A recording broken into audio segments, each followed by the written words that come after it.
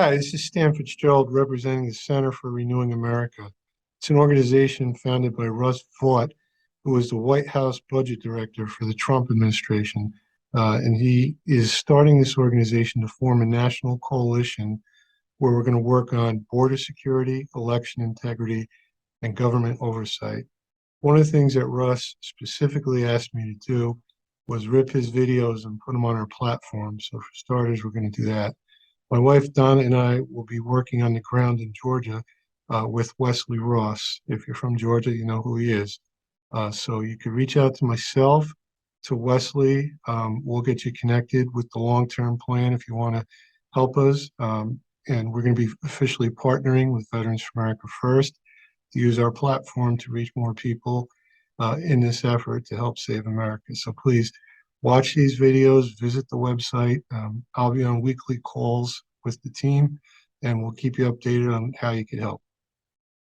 Corporations and high-income earners. The senator says that is the wrong move for the economy right now. Joining me right now is the former director of the OMB, Office of Management and Budget. He is the Center for American Restoration president, Russ Vought. And Russ, it's great to see you this morning. Thanks very much. First, your reaction to what you just heard from President Biden. Yeah, thanks for having me, Maria. I mean, the president continues to be economically illiterate on one hand and not recognizing that his plan has major costs on the American people, on American business, and making us uncompetitive.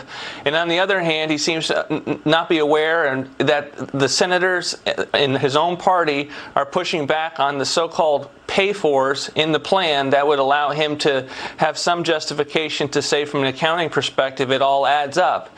And right now they're going through the charade, one of the oldest charades in the book here in Washington, D.C., of trying to jam $4 trillion into $2 trillion. When they judge things in Washington, it's over a 10-year horizon, and now they're trying to do artificial sunsets and expiration dates to really just jam the same program and plan into a cheaper straitjacket.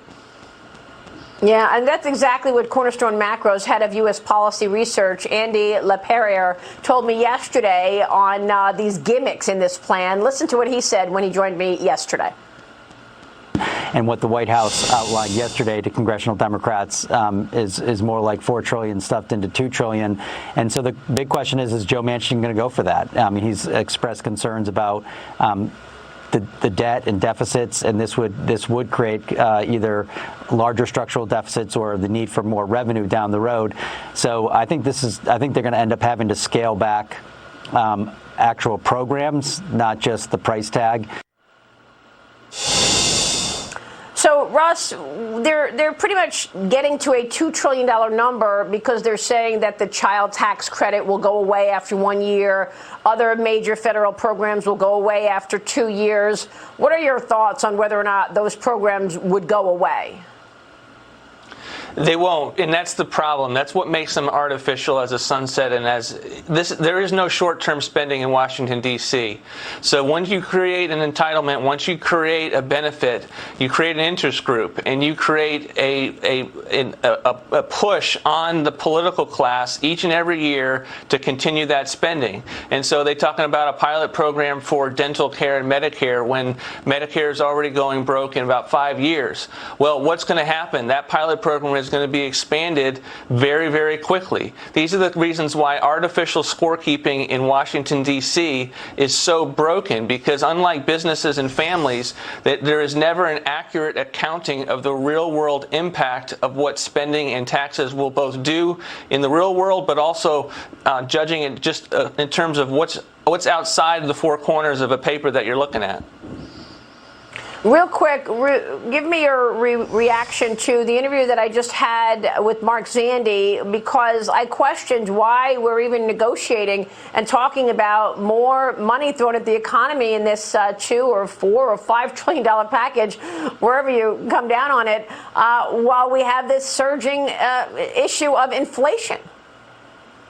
He said it's not a problem. My reaction is that's not the reason. My reaction is that it's madness, and that this notion that you're going to have inflation that's transitory and that you're going to add add $4 trillion in the future, and in the present, there's going to be immediate spending from this. It's just going to make the situation worse. And we have the reality that the increases in home pricing will be something that will take effect into next year's CPI. And there's a lot of things that are driving that and going to make inflation worse over the next 6 months to 8 months that this just adds to.